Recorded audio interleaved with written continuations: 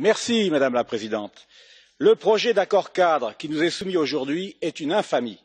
En l'acceptant, le Parlement européen accentuerait le caractère fédéral de l'Union en renforçant la Commission de Bruxelles au détriment du Conseil européen.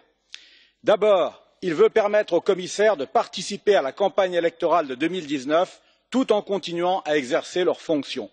Cela faussera la concurrence électorale car, de par leurs fonctions, ils seront en mesure de prendre des décisions pour influencer les électeurs. D'autre part, le projet contraint les partis politiques européens à présenter chacun un Spitzenkandidat, c'est-à-dire un candidat à la présidence de la Commission de Bruxelles. Le mot utilisé trahit l'origine, allemande bien sûr, de cette idée fumeuse.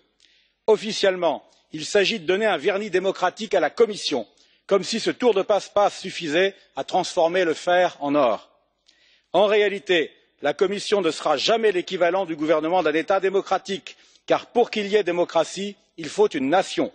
Or, il n'existe pas une nation européenne, mais des nations européennes.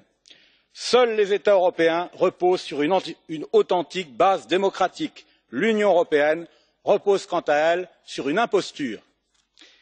Plutôt que de persister ainsi dans l'erreur, mieux vaudrait repenser la construction européenne.